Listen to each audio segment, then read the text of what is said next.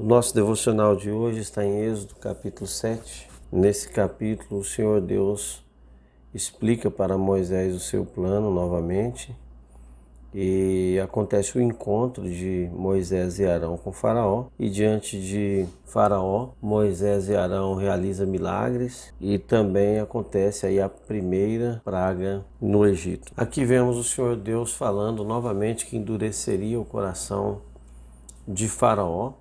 Já falamos sobre isso em texto passado, mas antes de tudo, lá no capítulo 5, Faraó se mostra endurecido contra Deus e contra a sua vontade. Então Deus apenas dá a Faraó o que ele já tinha no seu coração. É como em Romanos capítulo 1, a partir do 24 ali, que a Bíblia diz que o Senhor Deus entrega o ser humano aos seus próprios prazeres, quando eles rejeitam o conhecimento, quando eles rejeitam a adoração a Deus, quando eles, conhecendo a Deus, eles não o adoram. Então é o que acontece nesse fato aqui com Faraó. Aí também, diante de Faraó, o Senhor Deus orienta Moisés e Arão sobre os milagres, e a Bíblia diz que Arão joga a vara no chão e a vara se transforma em serpente. Diante de Faraó e de seus oficiais, os magos também tentam fazer milagres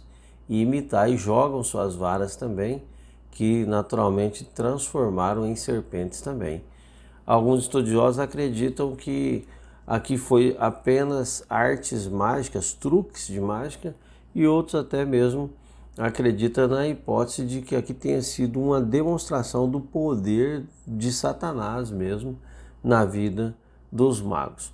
Agora, o certo é que a vara de Arão engoliu as outras varas, o que demonstra a superioridade do poder de Deus em relação ao poder das trevas, ao poder do mal. Satanás até tem poder.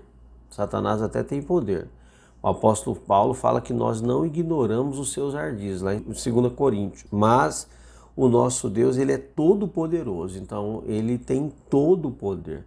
Satanás tem poder para até mesmo fazer descer fogo do céu, tem poder para realizar grandes coisas, só que Deus tem todo o poder. E diante do Senhor, o poder dele é limitado. A gente vê isso em Jó, na história toda de Jó, no desenrolar ali da história de Jó, descendo fogo do céu para destruir animais e tudo, só que tendo um limite. O Senhor Deus colocou um limite.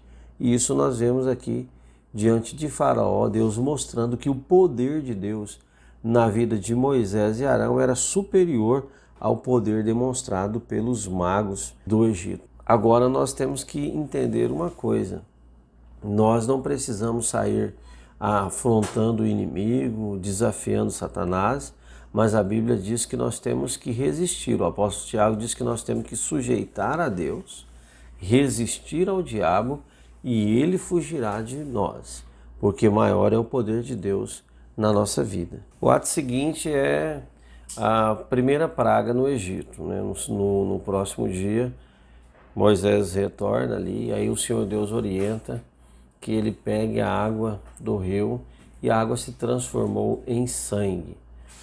Nós vemos que o Senhor Deus aqui, ele desafia o poder dos magos, o poder das divindades do Egito. No Egito havia muitas divindades, uma delas era o próprio rio Nilo e algumas espécies de peixes também. Então Deus demonstra aí o seu poder sobre as divindades do Egito. E mais uma vez, diz o versículo 22, os magos do Egito usaram sua mágica e também transformaram a água em sangue. E esse foi o motivo pelo qual Faraó endureceu ainda mais o seu coração, recusando-se a ouvir a voz de Deus através de Moisés e Arão. Então o homem, quando tem o coração endurecido, ele só precisa de um pequeno motivo para continuar endurecendo o seu coração, como no caso de Faraó. E nós vamos ver aí o desenrolar das próximas pragas e perceberemos que o poder de Satanás é limitado e ele só vai até onde Deus permite. Chegará um momento em que nada eles poderão fazer. Isso também nos conforta em saber que o nosso Deus é todo poderoso e nós servimos a um Deus que tudo pode e que para ele nada é impossível, e que ele fez tudo o que foi necessário para tirar o seu povo ali do Egito com mão forte e com o braço estendido, como diz a palavra do Senhor. E ele está disposto também a fazer o necessário para nos livrar das mãos de Satanás, para libertar, para operar milagres e maravilhas e engrandecer o seu nome na nossa vida. Que Deus abençoe o seu dia, que Deus abençoe a sua família. Tenha uma boa leitura, uma boa meditação da palavra de Deus.